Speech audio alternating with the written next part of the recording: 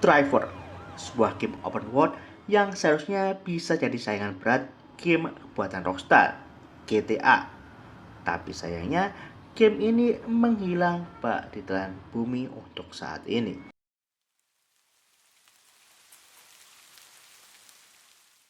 Buat teman-teman yang pernah mainin game Driver di PS1 pasti tahu ya, kalau game ini merupakan salah satu game yang cukup luar biasa di zamannya.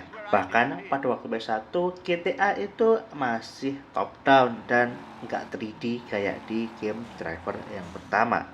Memasuki era PS2, ternyata game GTA berkembang sangat pesat, sehingga game Driver nggak bisa lagi mengejar game tersebut.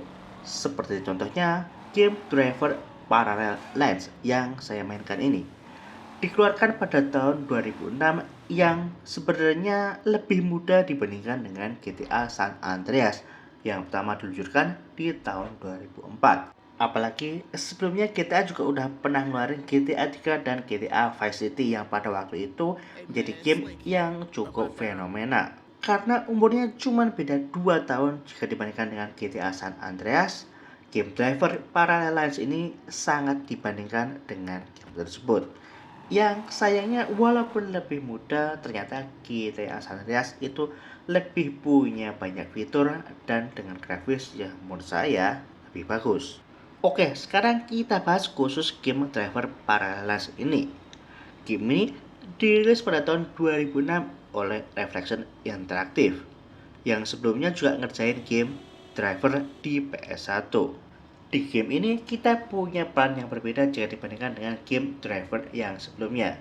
Jika game Driver sebelumnya kita menjadi detektif yang sedang menyamar, maka di sini justru kita akan menjadi kriminal jalanan. Di sini kita memainkan peran sebagai Tike alias The Kid, seorang pembalap jalanan muda yang mencari duit lewat balapan liar dan berbagai kerjaan yang kotor di New York tahun 1978. Salah satu nilai plus dari game ini menurut saya adalah suasana tahun 70-an yang cukup kental. Seperti mobil-mobil retro yang menurut saya lebih bagus ya daripada GTA. Untuk modelnya seperti mobil-mobil muscle car-nya itu lebih bervariatif dan menurut saya sih lebih keren. Dan juga motornya itu juga lebih keren ya menurut saya modelnya daripada yang di GTA. Yang unik dari game ini, kita akan menjalani dua era sekaligus, dimana yang pertama kita akan mengalami era 70-an. Lalu akan ada yang namanya time skip ke New York tahun 2006 karena kita sempat dikhianati dan akhirnya tertangkap oleh polisi. Begitupun juga lingkungan dan jalannya berubah gratis antara tahun 70-an versus tahun 2000-an. Dan yang saya suka lagi, AI pejalan kaki di game ini nih nggak ngawur ya. Kalau di GTA itu ketika kita sedang mendekati trotoar itu kadang ada orang yang langsung loncat ke tengah jalan. Ngapain coba? Kalau di sini nggak ada hal-hal bodoh yang kayak gitu ya. AI-nya menurut saya untuk pejalan kakinya sih lebih oke. Misi di game ini juga cukup variatif ya, mulai dari balap liar, tembak-menembak sambil menyetir, kejar-kejaran di polisi, dan ada sistem hit level juga mirip seperti Need for Speed.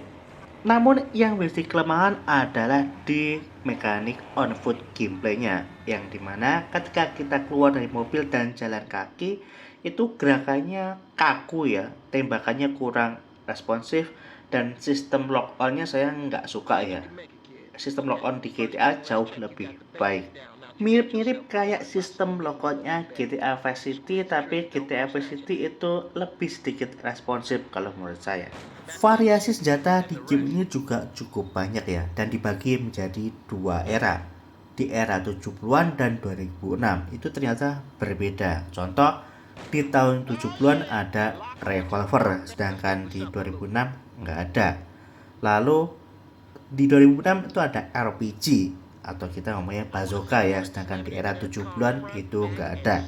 Jadi setiap era itu punya ciri khas senjata yang berbeda. Dan ada satu fitur keren di game ini yang lebih baik jika dibandingkan dengan game GTA San Andreas, yaitu fitur modifikasi mobil. Di mana di sini kita bisa upgrade jauh lebih detail jika dibandingkan dengan game GTA San Andreas. Kita di sini bisa upgrade mesin, suspensi, nitro, cat, dan lain sebagainya. Salah satu nilai plus dari game ini adalah di bagian mekanik drivingnya. Jika dibandingkan GTA yang lebih arcade, driver itu lebih realistis.